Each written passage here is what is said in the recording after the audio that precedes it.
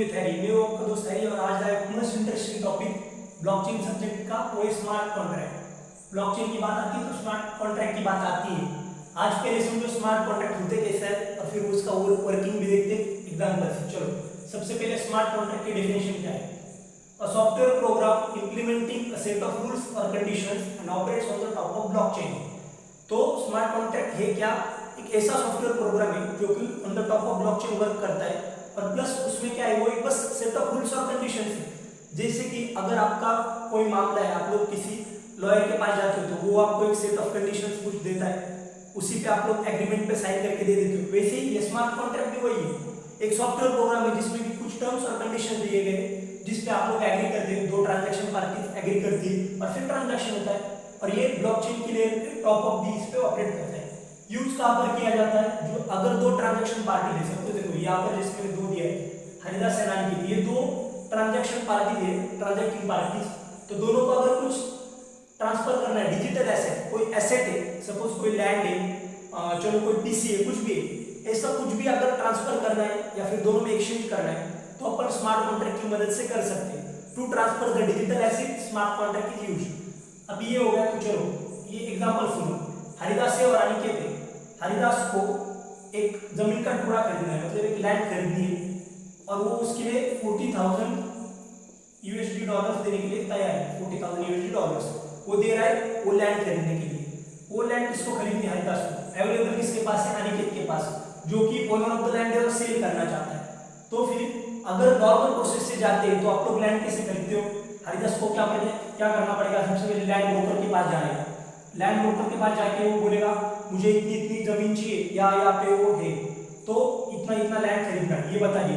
फिर local authority से बात करेगा लैंड ब्रोकर, फिर ब्रोकर लोकल अथॉरिटी से पता करेगा वो लैंड है कितनी है, कहाँ पे, किसकी है।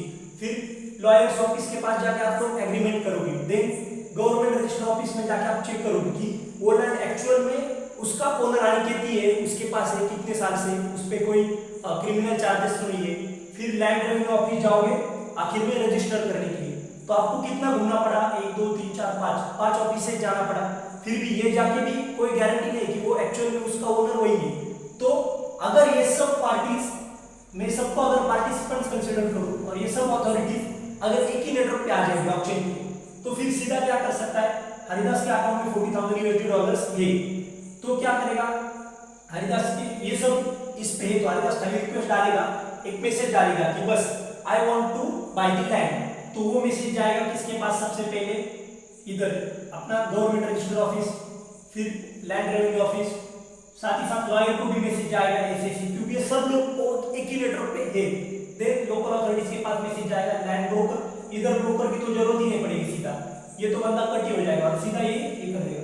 और इसमें क्या होता है ना, ब्लॉकचेन के नेटवर्क में हर कोई बंदा दूसरे की आइडेंटिटी चेक कर सकता है और वो वेरीफाई भी कर सकता है। तो इसकी वजह से क्या होगा, अनिकेत का कोई क्रिमिनल रिकॉर्ड है या नहीं, वो एक्चुअल में ओनर है, ये भी चेक किया जा सकता है, वेरीफाई किया जा सकता है।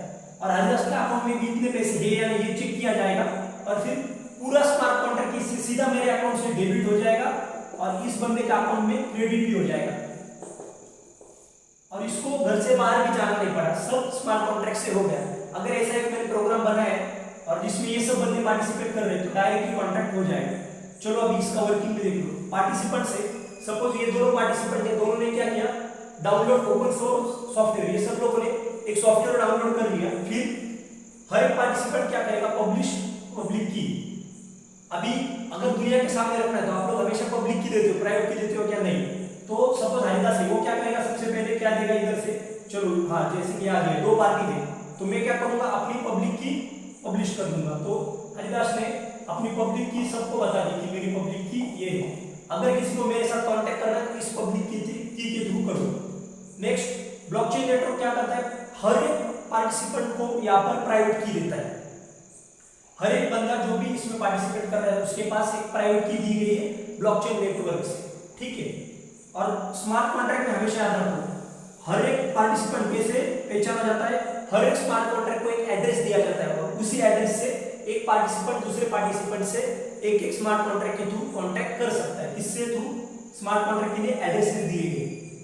तो ब्लॉकचेन नेटवर्क ये होगा। अभी देखो मुझे कोई मैसेज करना है तो एक बंदा क्या करेगा, वो मैसेज प्लस अपनी प्राइवेट की भेजेगा और फिर बाकी जो दूसरा पार्टिसिपेंट है, this is participant A and this are B and C, तो ये लोग क्या कर सकते हैं, पब्लिक की के थ्रू वेरीफाई कर सकते हैं, क्योंकि मेरी पब्लिक की तो मैंने पब्लिश कर दी है ना सबके पास, तो उनके पास मेरी पब्लिक की है और अभी मैंने मेरा मैसेज प्लस प्राइवेट की भेज दी, तो जिसके पास भी वो पब्लिक की है वो लोग वेरीफाई कर सकते हो कि एक्चुअल में ए ने मैसेज भेजा है। और अगर 50% बंदों ने वेरीफाई कर दिया, अगर 50% ने कर दिया तो मतलब कंसेंसस रीच हो चुका है and that message will be added to the blockchain network.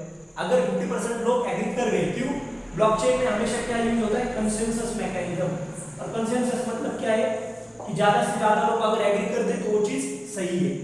तो कांटेक्ट कैसे किया जाता है, एक क्या कर रहा है, मैसेज प्लस प्राइवेट की देगा और पब्लिक की तो उसने पब्लिश कर चुका है, तो जिसके पास भी इसकी पब्लिक की है वो वेरीफाई भी कर सकता है यूजर को, and this process will work.